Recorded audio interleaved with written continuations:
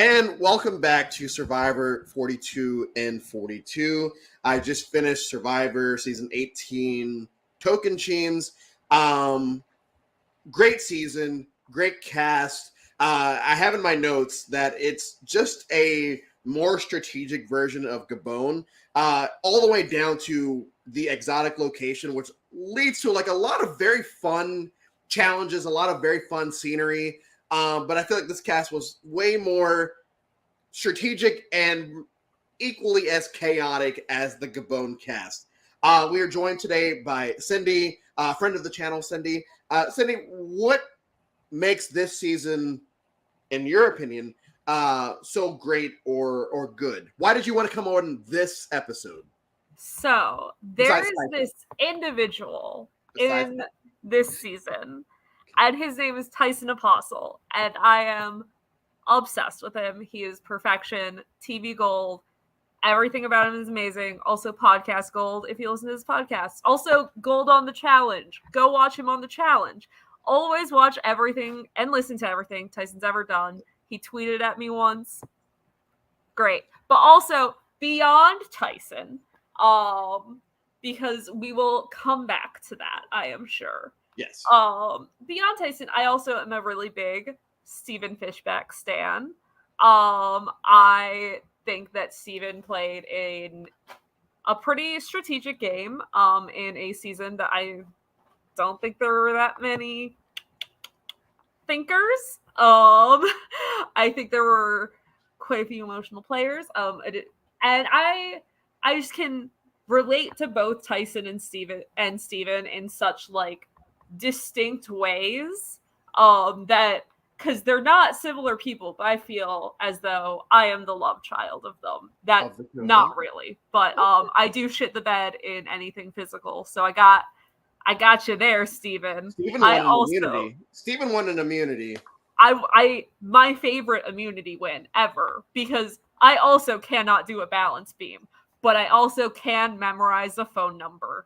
And before I even watched that challenge, I went, you just make them numbers and you memorize the phone number. And then Steven fucking did that. And I was like, that's what I'm talking about. And then everyone acted like he was some sort of super genius for coming up with the most obvious strategy.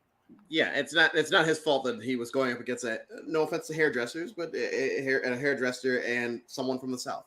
That's mean. I'm from the South. And Taj, who I like Taj, so I won't say anything bad about her. Taj is perfection. The family visit. Also, that we have so many things. We'll get to the family visit. I love almost Tocantins is probably my favorite season of Survivor. I love the cast. I love everything about it. The characters, perfection. That's why. My thoughts on Tocantins are: I do feel like it's a top 10 season. I do feel like it's an amazing first or a newbie season.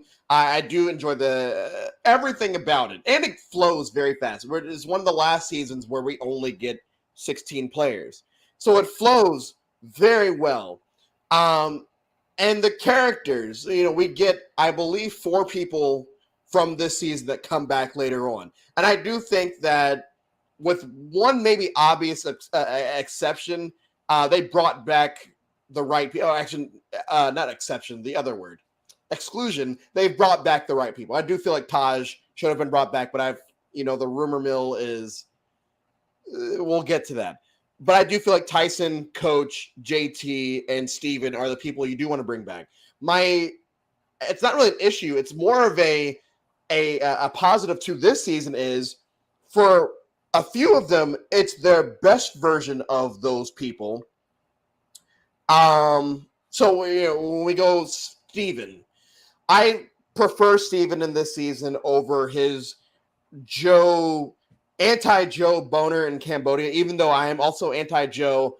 I don't want Steven's storyline to be, let's get rid of Joe, because I don't really care about Joe. Coach, I feel like, in my head, this or Heroes vs. Villains, you can make a point to, it could be the best version of Coach.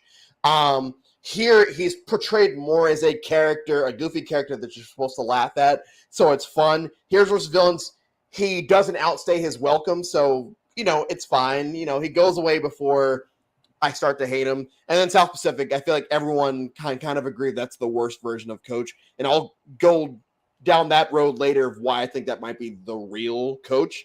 Tyson. This is actually my least favorite version of Tyson. I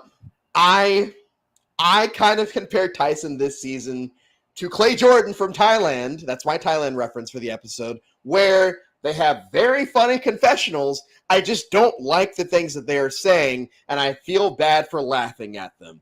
But my Thailand reference for this episode is I compared Tyson's confessionals from this season to Clay Jordan's confessionals from Thailand.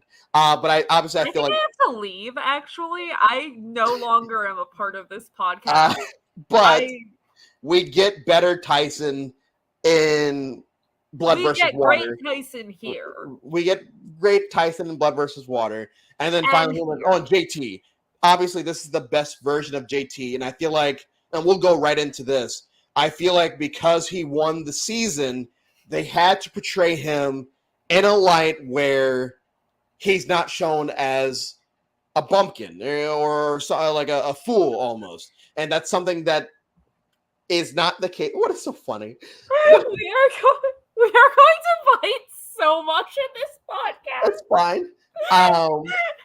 As compared to the next two times that JT comes back where he's not portrayed that way. And if you really want to compare it, I compare him and Tyson in this season where that Tyson's probably not going to win the season because of the way he's portrayed. Where he's portrayed as a jerk, he's portrayed as a goof. As compared to when he's in Blood versus Water, where he's no longer portrayed as a jerk or a goof. He's portrayed as this emotional, almost family man that the edit makes you want to rally behind. As compared to JT in Game Changers, where he's portrayed as a goof. So this is one of those first seasons where you can see, like, if you're a super fan and can go back and watch all the seasons, you see how the two characters are portrayed in two different seasons, if that makes sense. What are your qualms? Why are we laughing? Go ahead. There's so much. Okay. There is so much to unpack. First of all, I don't think Tyson's portrayed as a jerk. I just don't think you have a sense of humor. No, I think it's, like I said, I loved Clay Jordan's confessionals in Thailand, and I thought he was a jerk.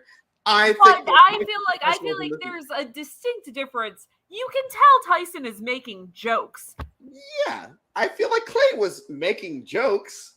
I don't feel like Clay was. The accent didn't help him as well as the context. Okay, and I mean, are we going to learn that Cindi immediately hates anyone with a southern accent? Yes, because here's my next thing. JT wasn't portrayed as a country bumpkin. Literally. No, he was portrayed as country. He was not portrayed as a bumpkin this season. He wasn't. He was portrayed as someone that everyone wanted to work with. He wasn't portrayed as a fool. He was portrayed as a fool, but he was portrayed as some stupid, boring white country man. No, he's not portrayed as stupid at all this season, which is why, people say, oh, the edit. The edit really helps him in this season because he's only shown in a positive light. Like, he's never, until Final Tribal where Taj calls him out on some of his mess, he's not really portrayed as anything other than a person everyone wants to work with, a challenge beast, and someone that everyone likes. And that's I think, and like maybe this is. I want everyone to know. Before I came on this podcast, I was like, "Hey, I have a bad memory about Survivor things. I have a very distinctive memory about a specific thing that made me hate JT and think they portrayed him as a little hick piece of shit." And that is in Spencer's. I knew you were going to bring that up.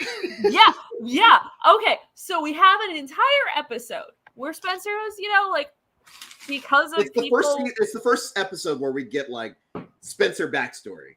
Yeah, and he's like, because of people like JT, I'm not comfortable being out, and the way that is also the episode he gets voted out. It just telegraphed. Yes, it is telegraphed, but it's also not like he tells JT, "I'm gay," and then JT's like, "Well, you gotta go." That's not how. But you get all of this little JT about like, I don't know, I just feel like he's not good enough at the little sporty challenge. I broke my tooth for that challenge, and I think that is just like a really, if you're not good at sports, I don't want anything to do with you unless your name's Stephen Fishback, and I can't really explain why there.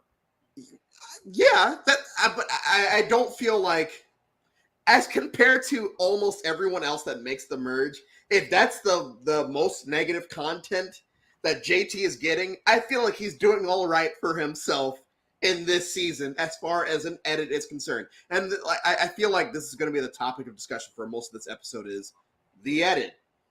Because, like I said at the beginning of this, it's one of those things where we have an eyeball test of someone to compare him to, where we can compare him to Tyson and see, hey, in this season, this is how these two were portrayed as compared to the other 2 seasons that these 2 people were on, where one, and the season that Tyson eventually wins, he's portrayed more as a JT type from Tocantins. He is. I mean, he is. Meanwhile, JT, and I would say more in Game Changers than Heroes vs. Villains, JT is more portrayed as the Tyson in Heroes versus Villains. I would compare those 2 seasons. Do you see what I'm saying? The edit that those 2 get, are similar in those 2 with the Heroes versus Villains one. Yes. Yeah. The rest of it, I mean, I don't think I'm the right guest for talking about the edits. I think that I am someone who is like, Survivor, you can shove that you want me to love someone down my throat. You can try so fucking hard. Jonathan, future All-Stars season 2, All-Stars 2 winner, Jonathan. Which Jonathan are we talking about? Jonathan with the dreads from 42. Okay, yeah. Well, I did love Jonathan. No, you didn't. No, wait. Oh my god, I got Jonathan confused with someone else. No, you did not. That's what. No, I did not. Yes, Jonathan. Nope, you're right. Yeah, you're right. Jonathan. You can. What was the name of the trans guy in 42? Oh, not Jonathan. Yeah, I don't know why. I thought I am notoriously bad with names. I usually study before I come on to any podcast because I get names confused. But I think I'm fairly immune to the edit. You can see, you can feel in your soul the type of people some of these people are. And you can feel in your soul. I agree. And I do agree with that. But it's like I keep saying, I do feel like that's why you can compare JT and Tyson throughout their Survivor history, because there are telltale signs of what these people are actually like, because we have enough seasons to tell us, hey, this is probably this is a good mixture of what they are. Make your own judgments based off this. And going based off of that, Coach, where I do feel like in this season more than any other season, he is playing a character. And I feel like he is doing it for the TV. And I feel like this is why, if I come across Coach fans, and there are a lot of them, and I will get to that, I feel like this is the season where they kind of say, this is my favorite version of Coach. Because this is Coach at his most cartooniest.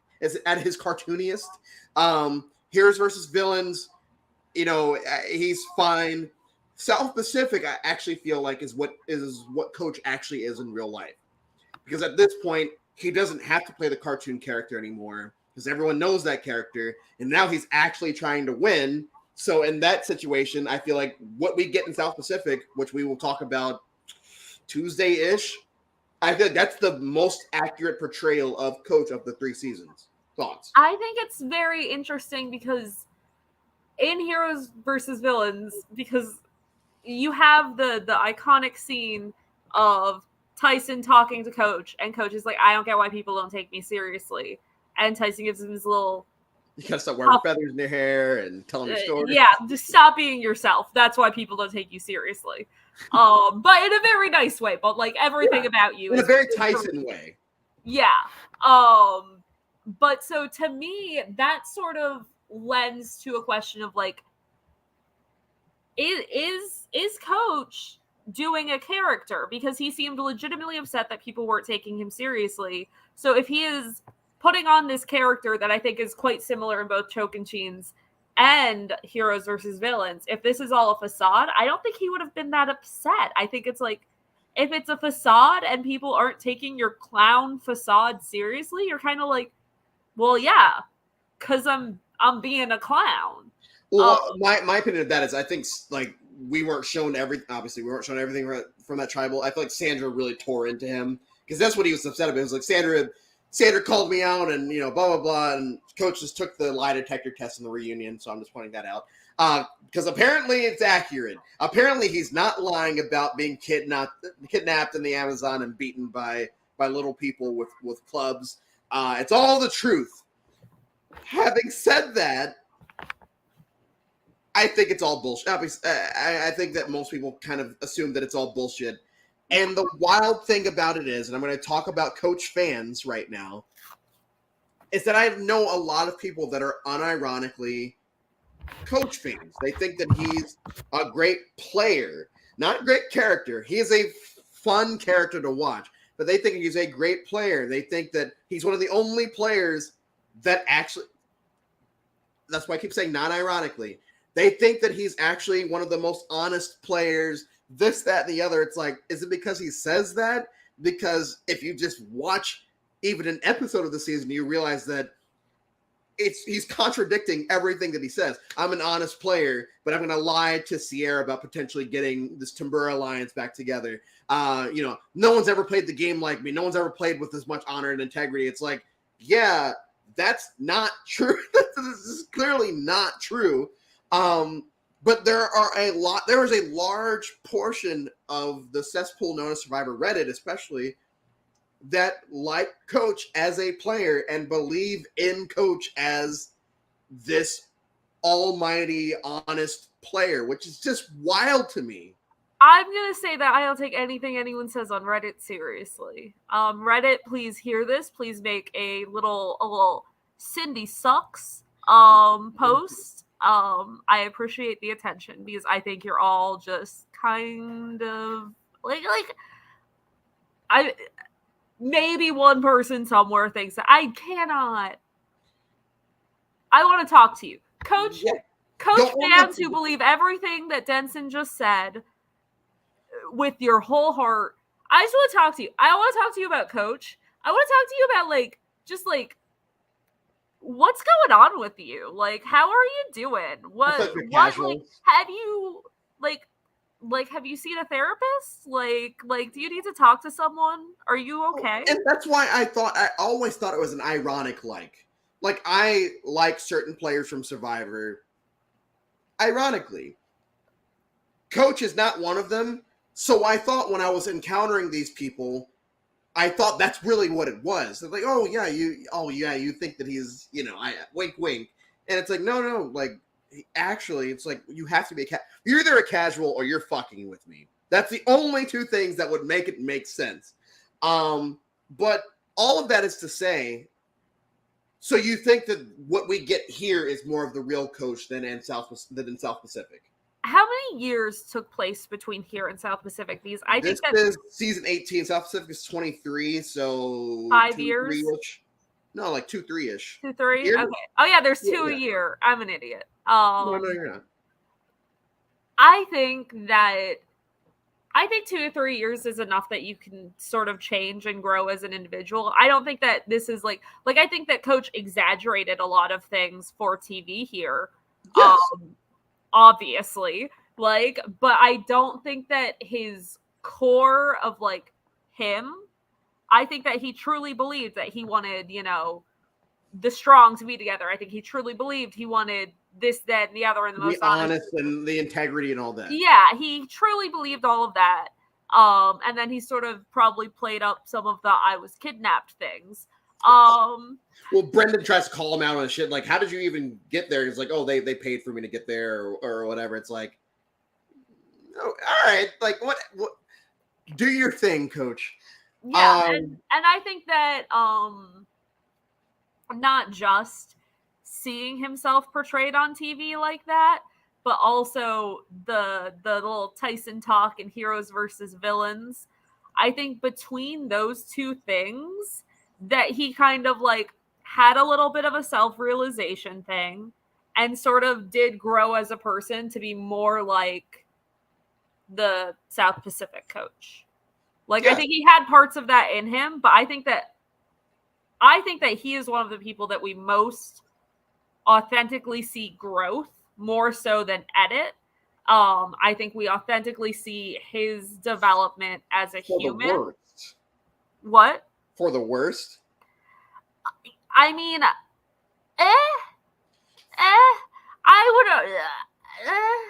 For the, like, I feel like South Pacific coach is just a horrible human being. And if he's putting on it if he's doing it as a character, once again, it's like, all right, I get it. But if this is really coach in South Pacific, then it's like, you're kind of a scumbag.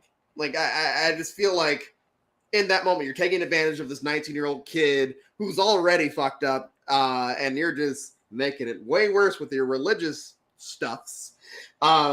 You form this cult around everything, and thankfully the winner doesn't buy into it. Thank goodness for Sophie Clark. Going off of the coach thing, there are times during the season where JT and Steven are shown as buying into a lot of the stuff the coach is saying. And not like strategy-wise. I understand buying into whatever coach is saying strategy-wise because you're trying to find, they come into the merge low in numbers.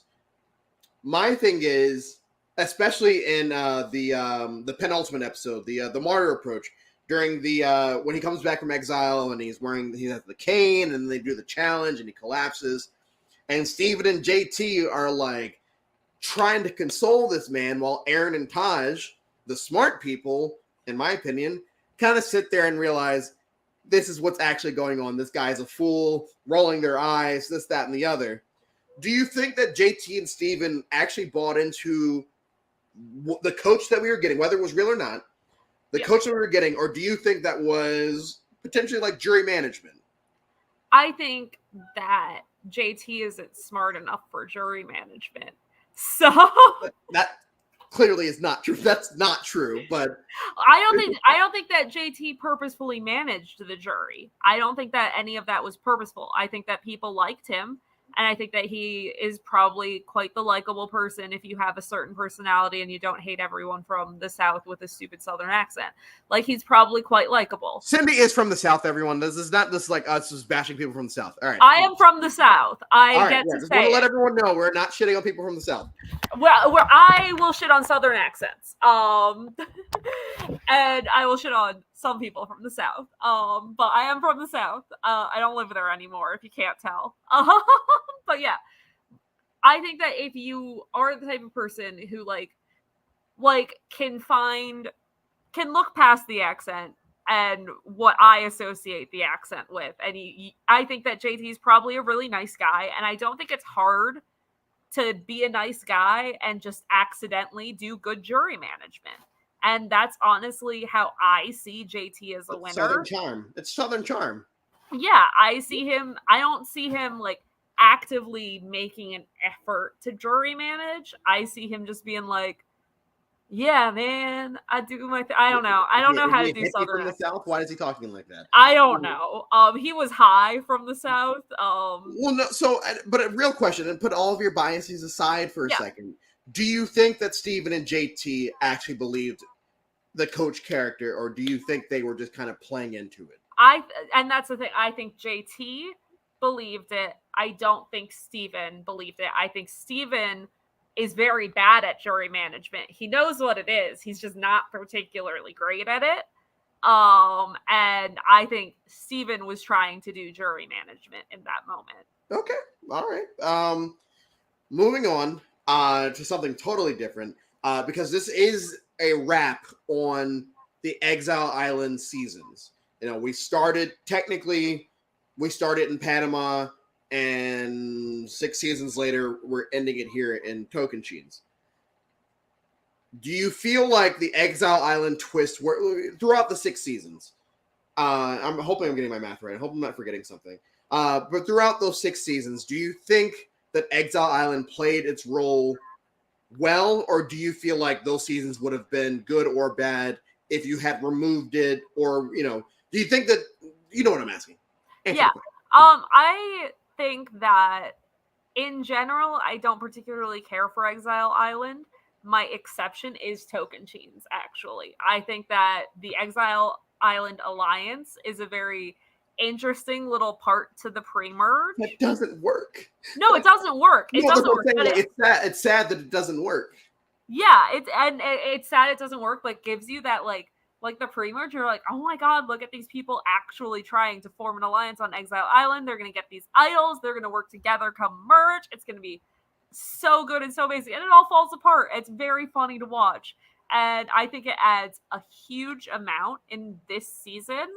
And I think that it was weird to stop it after this season, because I feel like this is the one time where I'm like, yeah, this is cool.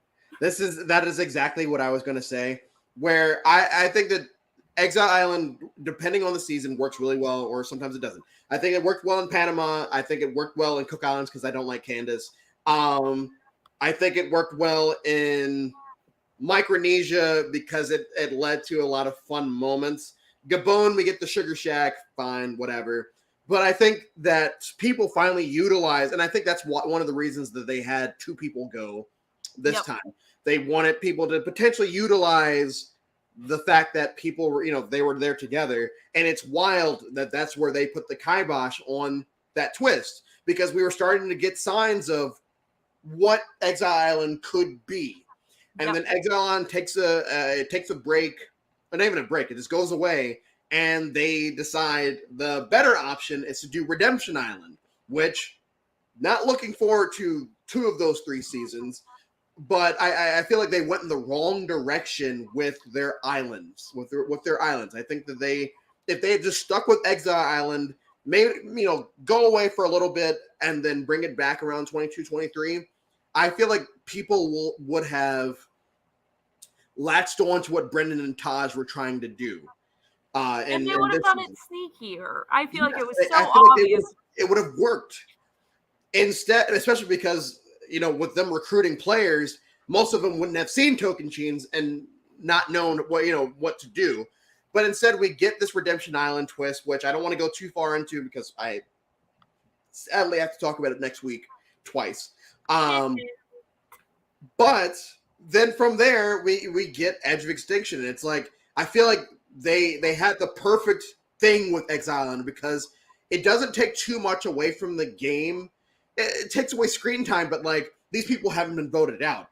It's just I'm sorry, but the martyr, does it take away screen time, or does it give you? Well, and I feel like whether it's a good twist in the season or not, I feel like every season that has a Exile Island twist, there are moments that you remember. With Panama, it's Terry finding the idol, and that becomes a big storyline of the rest of the season. With Cook Islands, you get Candace going there every single time, and it's amazing because, Candace. Fiji, not so much, but there are still fun moments where we get Earl and Yao-Man going there and all that, and that eventually leads to them finding the idols. China doesn't have it. Micronesia with the stick.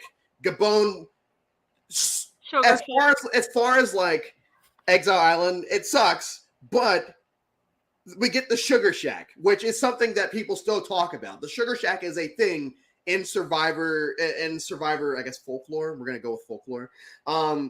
So they have this perfect thing that potentially hit its peak in this season because of the Exile Alliance and because of Coach and the penultimate episode. And then they get rid of it. And it sucks that we, it seems like they've kind of brought it back in 41 and 42. It's not like necessarily the same, but they're there are Exile Island hints in there of 40 and 41 and 42, which I with the summit. I don't know where I was going with that. I'm going through my list. Is there a way Steven wins the season? So let's say Steven doesn't go to the end with JT, because I honestly don't feel like Steven wins. Period. He could have the greatest performance ever. I still feel like JT probably wins 5-4. So against Aaron, I do feel like Steven potentially pulls out a win because Timbura hated Aaron for some reason. Against Taj, I think that's where it starts getting fuzzy, because I do feel like Steven was right in saying I felt like Taj, was a threat, and JT said the exact same thing. I do feel like Taj potentially wins that, because at the family visit, everyone, including people that have actual families with kids, give their money to Taj so that she can see her family on the cell phone. And I feel like that is a testament to how people felt about her there, because I feel like if people didn't like her, they wouldn't have done that for her. Yeah. No, I mean, I think Taj, he loses in a fucking landslide. I think it's an even better loss than JT, because Because you like Taj. Because I like Taj. I think Taj is like more strategically minded than JT, and I think that Taj is just how do you not adore her? Every second. That's not. Yeah, well, no, that's what I mean. Is like JT had his whole like little Southern charm or whatever, and everyone clearly loved that. But like you say Cindi. I think you say most people. Like, Andrew, you want to spend an hour with JT or you want to spend an hour with Taj? I mean, I want to spend an hour with Taj, but that's like that's not fair. Like that, I feel like if you ask a lot of Survivor fans, they probably would say JT. Okay, and I would tell them to go take their Southern accents back to. This is, once again, Cindi is from the South. This is not let's get on the South. I promise y'all. And my family's from the South, so it counts. Another trend that I have noticed, and so there are two trends. One that I brought up on here the last few episodes, and one that I haven't. The trend number one is the pre-merge cast, usually not that fun. I feel like this season's pre-merge cast, pretty memorable. Fun. I loved the large majority of this pre-merge cast. They all played their roles well. Number two, though, is there has now been, I want to say, 5 or 6 of the team seasons where people haven't quit, but they've been, they've asked or they've heavily implied that they wanted to go and have been voted out because of it before, right after Jeff Probst makes them feel like a piece of shit for, why, blah, blah, blah, blah. Do you feel like asking someone to vote you out is quitting, or is quitting? I think it depends on the situation. Because I have shitty answers tonight. Oh, okay. So, example. I think, if you're injured and you don't want to, But you're not being medevac, but also you don't want to live with it. Yeah, and you don't want to live with it. It's not a medevac situation, but it's like, guys, I don't like as someone who sprains my ankle a lot, no one's gonna medevac me for a sprained ankle. But do I want to spend the next 39 days trying to do these fucking challenges when I can barely walk? No, I don't. Let me go on vacation in Ponderosa. I'm sorry. I don't think that. I mean, that I just made it sound very quitty when I was like, let me go on vacation in Ponderosa. But I think it's like a valid reason to quit and to ask to be voted out. Especially if you're looking at it from the viewpoint of you are still in tribes and you really let's say I love my tribe. Everyone here, I would love them all to be millionaires. Obviously that can't happen, but I'm like, I don't want to sit here and vote these people out repeatedly because I keep fucking up the challenges because I'm injured. So I think that is not really a quit. But if you're just like, I don't know, man, Survivor's not really for me. I'm not feeling it today. That's a quit. Like, you can say like, oh, I was voted out, but it's a quit. Okay, that's and I have no real thought to either one. I feel like however you feel you went out is how you went out. Whether the show said you quit or not, I feel like if you can leave the show, like for instance, I don't feel like oh gosh, and I just did this season 2 days ago, and I'm gonna hate myself. I can't remember the woman that quit Micronesia because she was just mentally just checked out, but it also kind of felt like no, that's not Tracy. It also felt like she was probably a little bit mentally not there at that point. Yeah, I understand that. Like, inherently, nothing happened on the season for her to do it, but I don't count that as a quit, even though the show does count that as a quit. I want to make it clear, to go back to go in the future, even though the show doesn't count Colby's first quit as a quit, that's a fucking quit. Colby? Colton. Yeah. Okay, I was like, am I wrong again? What? Am I getting names just like horribly wrong? Yeah. I was like, Colby never quit. A couple more things before we wrap up. Just in these little like pieces of things. I hate the vote out at the beginning of the game where they arrive and it's like, hey, now you have to vote for one person, and it's not the first time they've done it. And every single time it's just like, all right, we don't really need to do this, especially in a 16-person season. I know that they didn't go voted out, but it just kind of sucks to see these people put in the situation because you know who they're going to vote for. They're going to vote for the older lady and the woman that looks sick. Like, that's just what's going to happen. But you did get to see Cindi go absolutely insane. Yes. And then get really happy, and Jeff's like, "Why you shouldn't act happy? These people, have to walk now, and she doesn't know what a pace is, and I don't know what a pace is, so it's fine. It's just a step. Okay, that's what I thought, but whatever. The family visit, and I put this right down in my notes. So far, I would say my favorite family visit before this season. And this is just what the benefit of what we know now is Cook Islands because of Penner and his wife. But if we remove that, like that hasn't happened yet, besides a season that we haven't talked about yet, this is maybe my favorite family visit only because of Taj realizing that Eddie's going to be there. It's going to be at Exile Island. I'll see you back at the camp. Yeah, and it's amazing. I love it all. I will say that over the last 18 days, the last time that I cried at a scene was probably Twyla giving her speech right after the jury tore her a new one.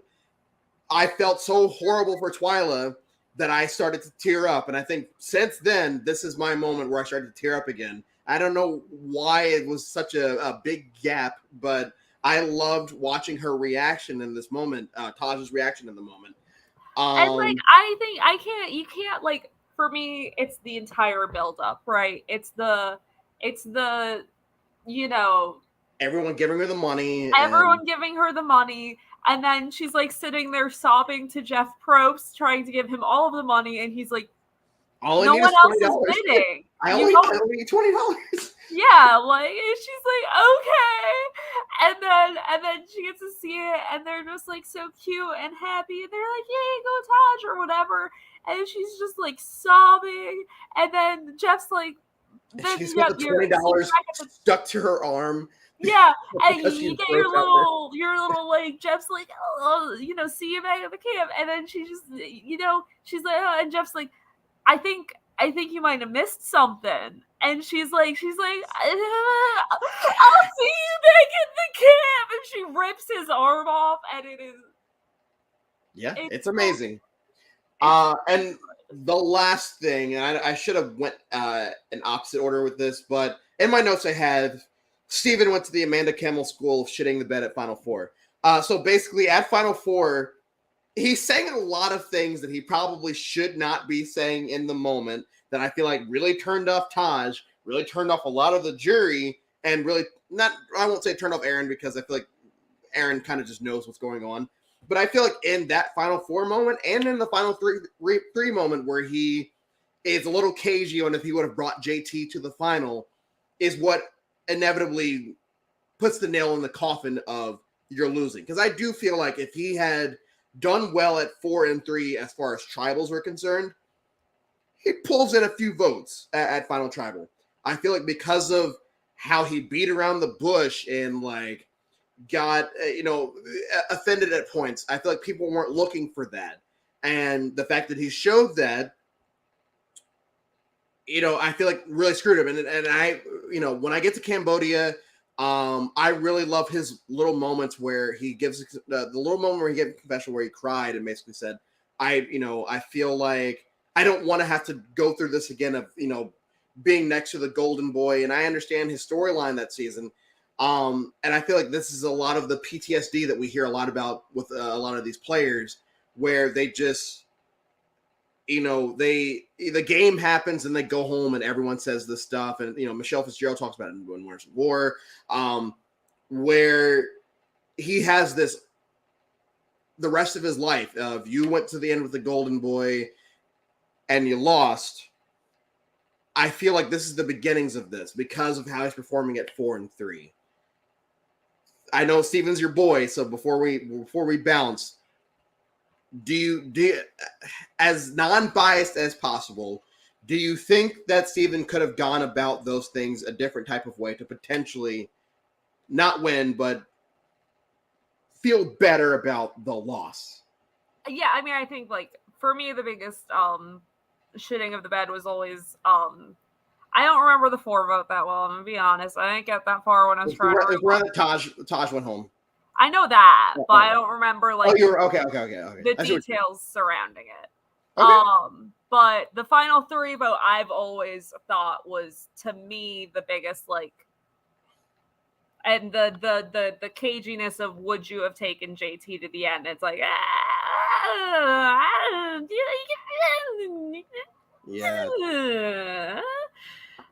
It's hard to when someone's like, because to me the difference between JT and Steven is, to me, I think that Steven is more intentional about the things he does than JT. He thinks about it more. He's more strategic.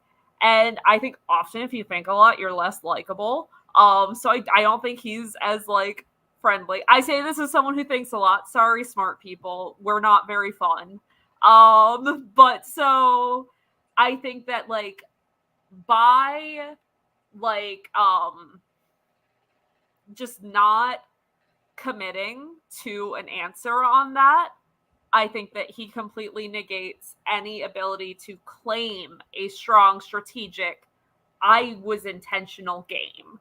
Like I think that to me is what really puts the nail in the coffin. I don't remember the final 4 vote well enough to say anything about that, but that's my feelings on the final 3. Okay. Is I think that once you lose that intentionality at, the most important vote, whether or not it actually is, because I think that he has an uphill battle with both Aaron and JT, but when you lose the intentionality of the end, how are you supposed to then go like, look guys, look, day 39, not my best day, right? That I didn't think that hard that day. That was a but that's when I checked out. But the first 38 days, I promise I was thinking really hard, and I was the one that was doing the brainy things. The Amanda Kimmel School of How to Shit the Bed. That's exactly what it is. And it sucks that I have to phrase it like that, but so to put a little bow on Tocantins, I am giving it 4.25 out of 5. I think that it's an amazing cast. I think that the returnees that we've had have played their roles well, and every time they've played, whether you like them or you don't, I feel like the location, once again, much like Gabon, Adds some great, it's great scenery and great challenges. And it's rewatchable. Like you can once and again. my favorite challenges. We didn't even mention my favorite challenge. Well, we mentioned one of my favorite challenges. I have two. It's the one that Steven wins, and that's also Samotion. I love Samotion. It's the first Samotion season. That's all. So when we have you back for Winners at War, we'll be able to do this again. Up next on our last step before we get to heroes versus villains is Survivor Samoa. Not one of my favorites because of characters. But I'm really excited for the Eric Cardona speech. I'm really excited for that. I'm already looking forward to tomorrow night and the Eric Cardona speech. So thank everyone once again for continuing to tune into these. Thank you so much for the support. Thank you so much for reaching out and all that jazz. Cindi, thank you so much for a very biased episode of this.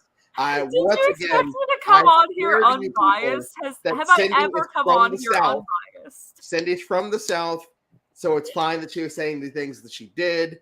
And we will see y'all after Survivor Samoa.